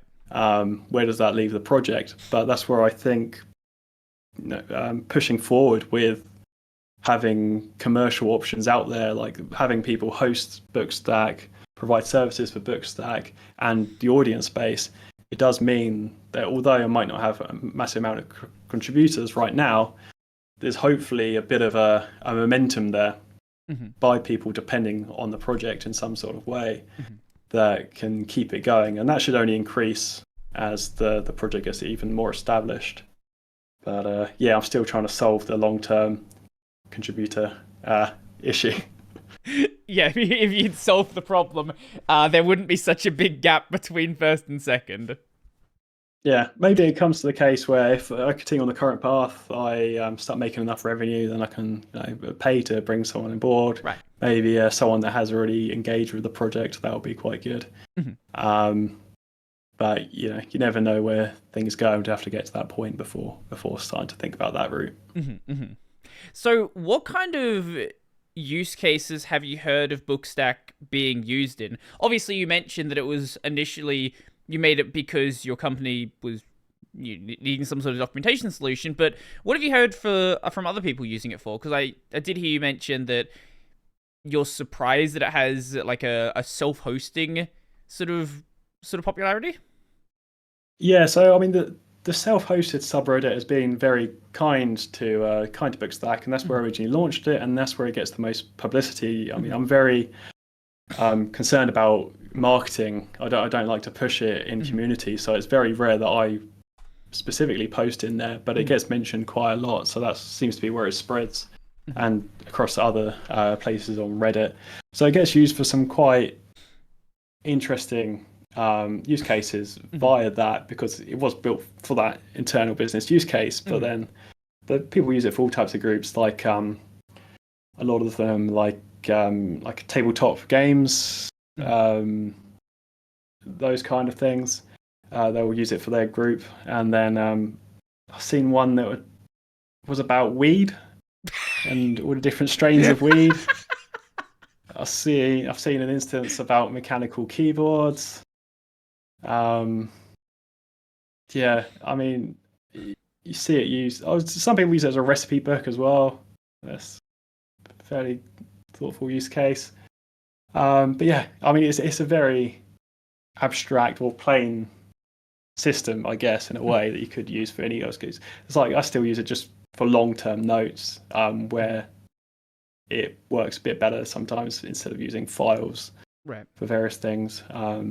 So yeah, it's got quite a wide range use case, but we do have to make sure we focus on that original sort of scope that we set out, instead of making it specifically for keyboards and weed.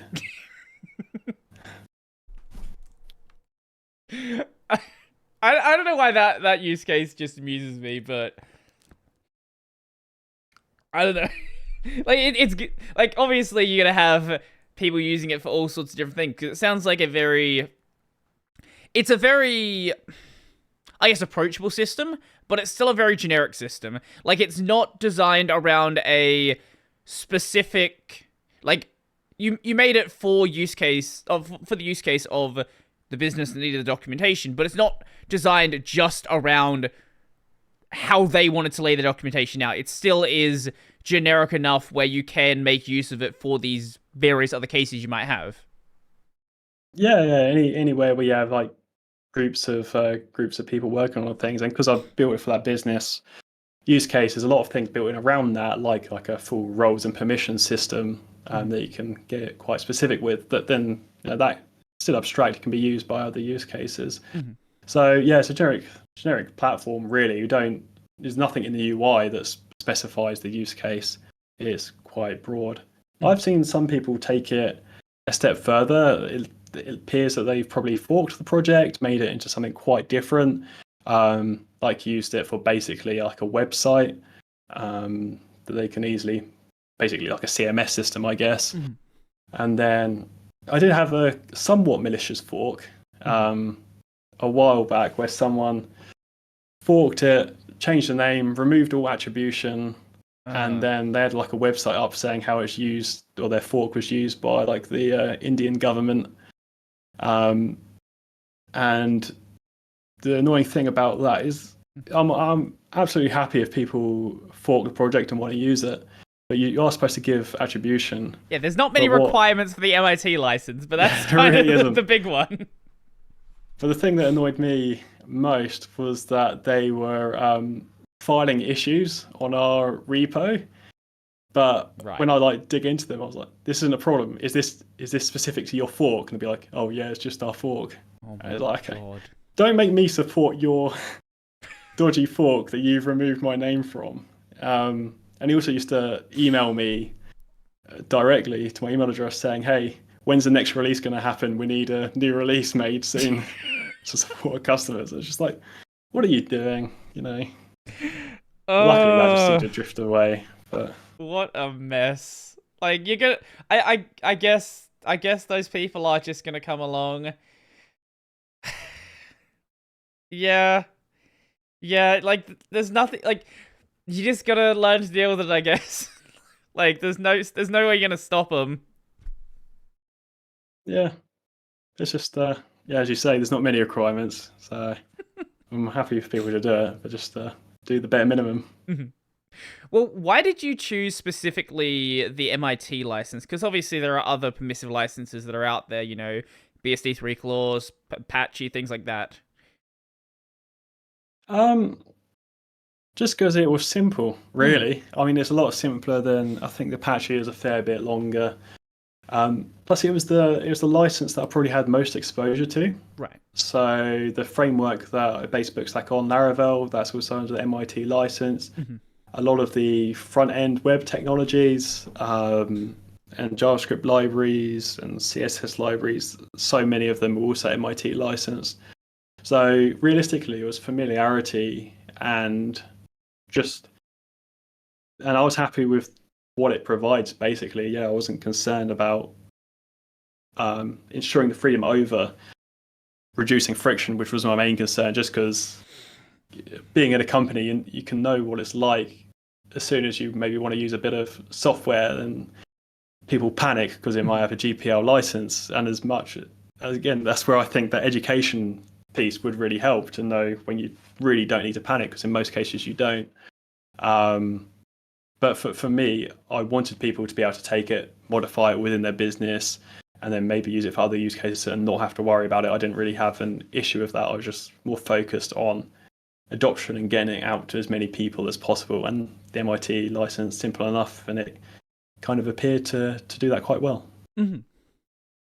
Fair enough. We didn't establish this earlier, but yes, you are a PHP developer, which, you know, people have their opinions on PHP. Yeah, I think it gets a hard rap. But I think it's I don't know. It's just I've dabbled in loads of other languages. I've dabbled with some Go, obviously it's Java. I did publish a couple of apps when originally learning, and I still kind of keep them maintained. I've touched on a whole bunch of languages. I did a lot of Node.js work in my profession. I got really quite deep into the JavaScript world, and I don't know, I probably prefer a lot of what JavaScript has in some ways, but there's a lot of PHP which I think is really powerful, really easy to use, and it's so practical, and especially with the things like Laravel, which is a fantastic framework that just takes out so many decisions. Like that's something, I mean, it all comes down to preference at the end of the day, what you're most comfortable with, and PHP is something that I learned early on. And when learning kind of more in the Golang and JavaScript world, I always had trouble with knowing the right approach, because I like, from the PHP world and using Laravel, I liked having like the all batteries included approach. The framework had everything that I needed. Whereas when I dabbled in those other languages, it felt like you needed to pick the little elemental parts. It was much more modular, which is probably a good thing in a lot of cases, a lot of flexibility there, but I had a lot more trouble with, how basically you get stuck in selecting those parts. And I felt like I could never get going with that code as much as I could do with PHP. So at the end of the day, it's just whatever you're most confident and what you can practically achieve the most with. Mm-hmm. No, that's fair. That's fair. I just wanted to bring up the PHP thing just because, yeah, I want to see if I get any comments about PHP. Because I know there are people that have a very still see people. There are people like, that have a violent reaction PHP. to PHP. It's like, how? Oh my god, how does he like PHP? Because you say on your on your GitHub your preferred language for backend is PHP. So, you know, it's a nice language. I'd say to people that are harsh on it, don't discount it. There's a lot of things that are nice to like about it, especially in the last, I don't know, half a decade. It's really come on, and it's just that balance of. I think like when I get into like harder typed languages like Go, I really get stuck on how I do things that I'm able to do very easily in PHP and in other languages. Whereas I don't know, PHP just always had that nice flexibility where it does have a lot of typing within the language now. It does have a lot of nice helpers and things that can make nice class-based organized code.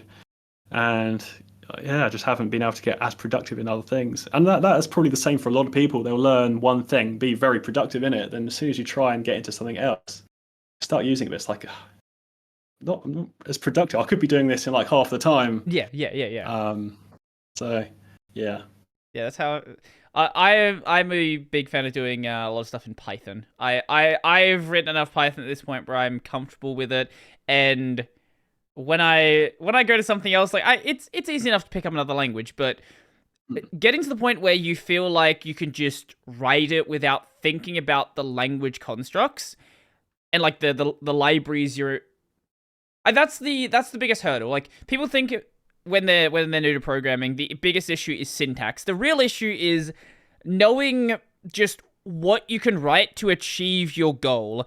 And once you have that, then it just feels really easy to do any problem. Obviously, it's still difficult to solve certain issues. Like, certain issues may be difficult to break down, but once you have that understanding of a language, where the language, feels fluent like it would for a language you speak, that's when you can really start solving the actual problem rather than trying to solve the language.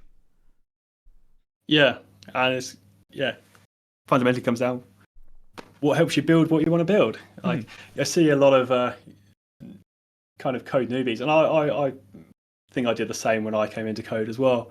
Whereas you're like looking at the landscape and you think, oh, do I need to switch to Rust to make my application fast? And it's like, no.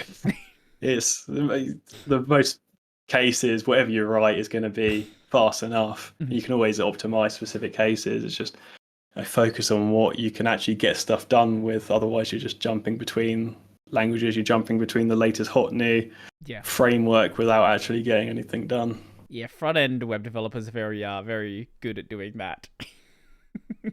Yeah, always had trouble kind of stick to older school stuff, I guess. What's the hot new JavaScript library? You go work at some company, they're building off of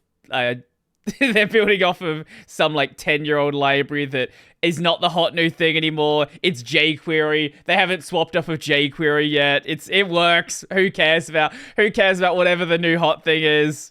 Don't go dissing jQuery. jQuery is great. It was my first experience with JavaScript development. I like jQuery. Yeah. I mean, it's less. I guess it's a bit more redundant nowadays. Yeah. Well, yeah. Its main reason. At my previous job, we used to hack up like so many single one-off HTML pages for like marketing content, and it's great there. You just whack out like a one-liner that does everything you need to do functionally on the web page.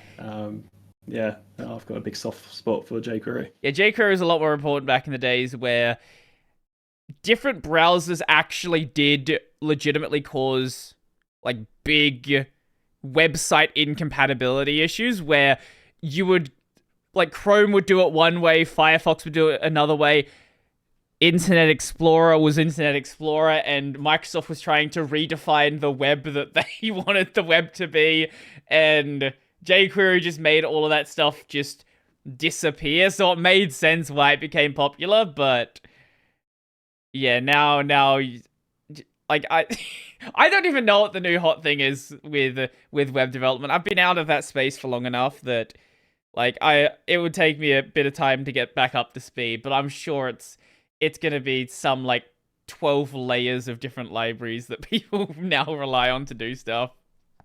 Yeah, I can tell you. I personally like in Bookstack, it's just write my own little simple component framework. I know they never build your own thing from scratch, but it's just a real simplistic thing because it's mostly back end rendered and then with a few sprinklings of JavaScript. So I built a system that kind of builds on that well. But I used to do a lot of initially I guess Angular JS1, and then jumped over to Vue.js because that was the nice thing to jump over to.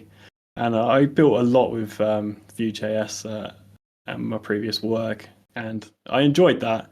But I don't know, I always flip-flop. Always, whenever I'm doing whenever you deep into like front-end JavaScript work like that, you're always like, why can't we just have a simple like back-end rendered like application?